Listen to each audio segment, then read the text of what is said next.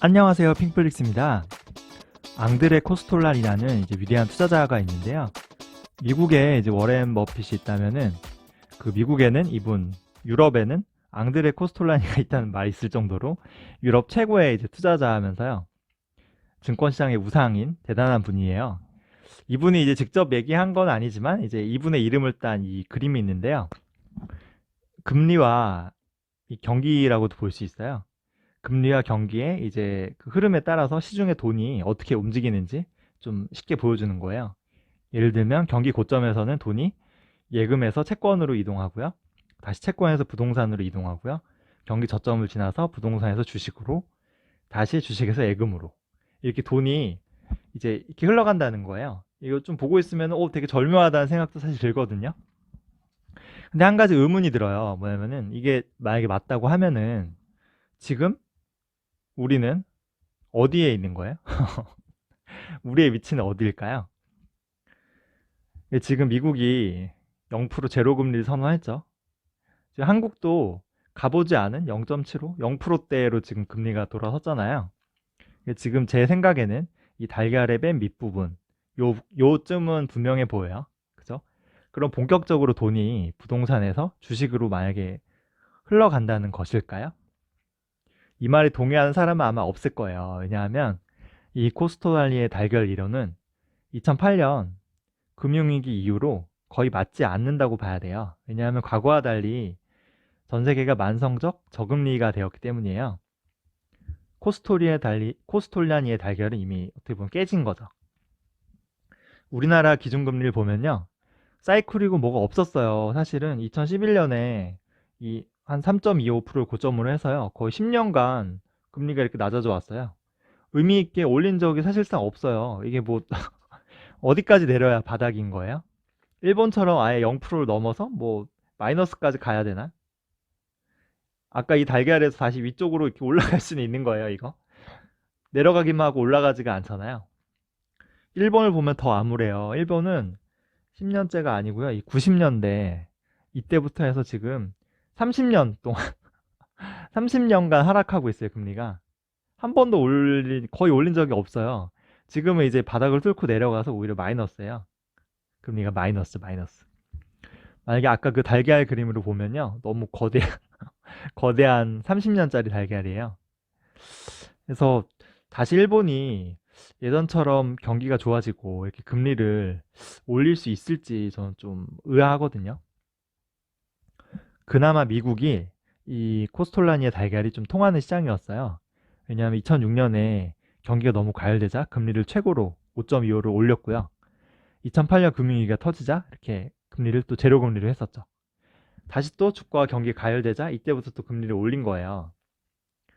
하지만 뭐 예전과 같은 체력은 없었는지 전 최소한 3%대는 올릴 수 있을 줄 알았는데 결국 2.5%에 그쳤고요. 다시 코로나 사태로 인해서 지금 0%로 내려온 상황이에요. 결국 이 그림을 보면 추이를 알 수 있는데요. 한국이나 미국이나 전 세계가 사실상 일본처럼 되고 있어요. 일본화 되고 있는 거예요. 금리는. 만성적인 저금리 상황으로 들어간 거예요. 이 저금리는 같은 말로 저성장이라고도 할 수 있어요. 뭐냐면은 예전에 고금리 시대에는 대출 금리가 10%라고 해도요. 이 돈 다 빌려가지고 사업하거나 투자했어요. 왜냐하면 이게 더 많이 버니까. 10%보다 더 많이 벌 자신 있으니까 이 돈 빌려서 이렇게 투자했던 거예요. 근데 지금은 금리 0%, 1%막 이러잖아요. 그래도 이거를 빌려가서 사업하거나 투자하는 사람이 거의 없어요. 왜냐하면 저성장 시대에는요. 성공하기 쉽지가 않은 거예요. 성장이 없으니까 경쟁도 치열하고요. 나눠 먹는 그 파이가 작은 거죠. 그렇다면 이 저금리, 그죠? 저금리와 저성장 시대에서 우리는 어디에 투자해야 될까요? 워낙 은행 이자가 낮잖아요. 뭐 예금금리 1%잖아요, 지금. 차라리 부동산에 투자해서요.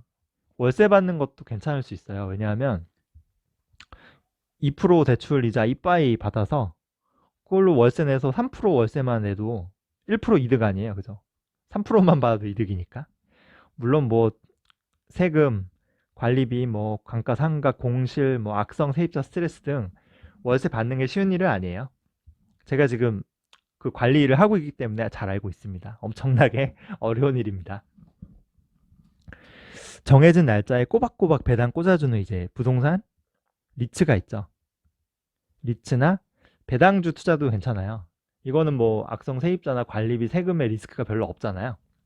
은행이자 1% 시대, 그죠? 3% 배당만 받아도 이게 2% 남는 장사 아니에요. 하지만 이런 부동산 리츠와 배당주도 나쁜 선택은 아닌데요. 한계가 있어요. 왜냐하면 사람들이 지나치게 여기에 투자가 몰리게 되면요, 돈이. 그러면 가격이나 주가가 오르게 되면요, 이 월세나 배당 수익률이 같이 하락하게 돼 있어요. 지금 서울 아파트가 저는 그런 상황이 아닌가 싶어요.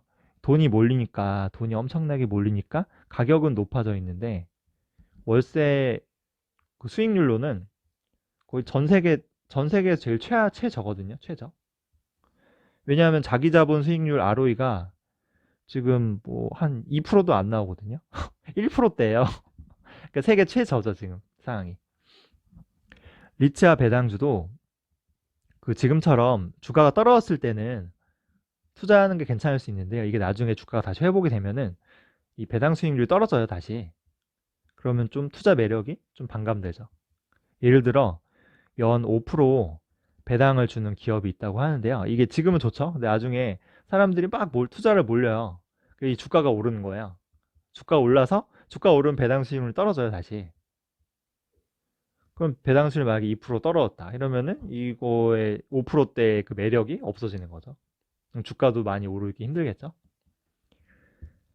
게다가 배당은 제가 한번 배당 관련해서 영상 올린 적이 있는데요. 배당은 성장성을 갉아먹어요.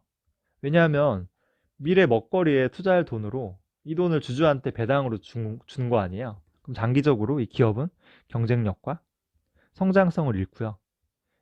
먼 미래에는 이제 주가도 내려갈 수 있고요. 실적도 내려가니까 배당금도 같이 내려갈 수 있죠. 물론 뭐 강력한 브랜드와 해자가 있는 기업이랑 좀 다르겠지만 보통의 기업들은 배당에 너무 치중하게 되면은 미래 성장성이 낮아지기 마련이에요.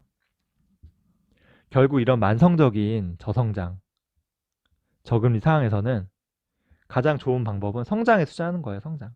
성장하는 곳에 투자하는 거예요.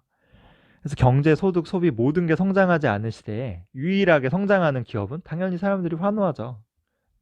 실제로 2008년 이후로 이런 만성적인 저금리, 저성장 상황에서 시장을 주도한 주식은 이런 애플, 아마존, 구글, 마이크로소프트, 그쵸?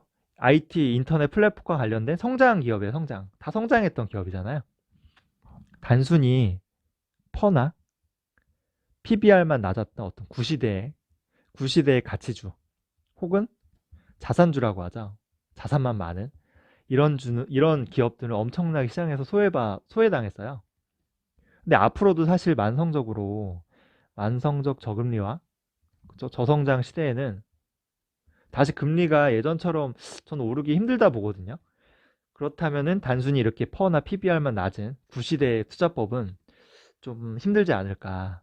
차라리 다소 주가가 비쌀 수는 있겠지만 매출과 이익이 계속 성장할 수 있는 그런 기업에 투자하는 게 전 유리해 보여요. 애초에 이런 기업들은 모든 사람들이 원해요. 모든 사람들이 성장하는 기업을 원하잖아요. 원하기에 주가가 비쌀 수밖에 없어요. 시장이 좀처럼 싸게 살 기회를 주지 않는 거예요. 비유하기 그렇지만 뭐 이렇게 너무 예쁜 여자를 만나다 보면은 좀 피곤한 일이 많이 생겨요. 이도 어찌 보면 같은 맥락 같아요. 네, 저도 좀 피곤한 일이 생겼으면 좋겠는데요. 네. 예전에 강방천 회장이 말하기를 이 기업의 이익은 지속 가능. 1번 지속 가능해야 되고 2번은 예측이 가능해야 된다.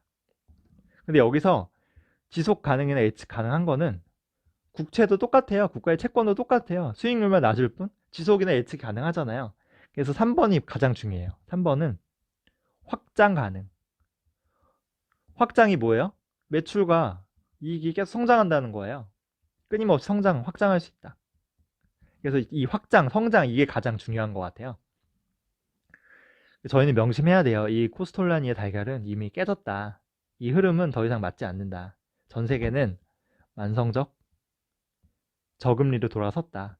나중에 경기가 회복되면 다시 금리를 올릴 수는 있겠죠. 하지만 예전처럼 뭐 4%, 5% 저는 그건 힘들다고 봐요. 미미할 것 같아요. 그래서 이 저금리 시대에는 그에 맞는 투자를 해야 된다.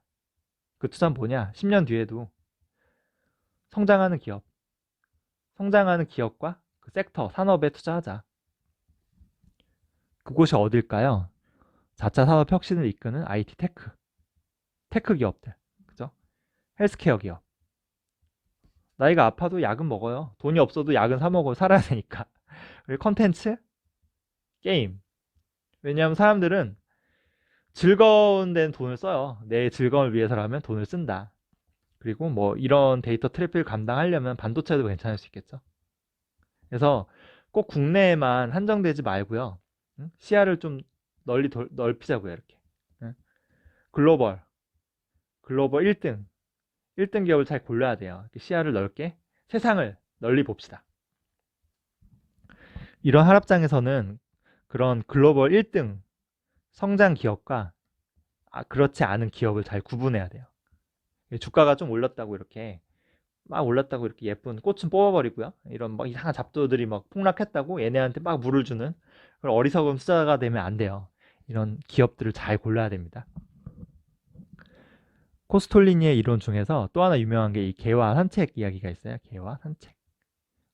주인이 이렇게 개를 데리고 산책을 가는데 이 개들은요 주인과 나란히 걷기도 하고요. 또 앞서 걷기도 하고요. 조금 뒤쳐서 걷기도 해요. 그쵸? 개는 뭐 자기들 마음이잖아. 왔다 갔다 할 거 아니에요. 여기서 이 개가 주가고요. 이 주인이 기업이에요.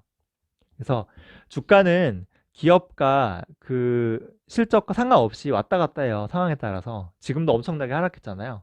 하지만 계속 이 실적이 성장하는 좋은 기업에 투자했다면, 그죠? 결국 실적에 맞게 주가도 따라오게 돼 있다. 결국 주인과 개는 같이 집으로 돌아갈 거 아니에요. 그래서 이것을 인내하는 자에게만 보상이 주어지는 거예요. 그의 저서 중에 또 유명한 게 이 돈, 뜨겁게 사랑하고 차갑게 다루어라라는 아주 명작이 있는데요. 이 제목 자체가 너무 명언이에요, 진짜.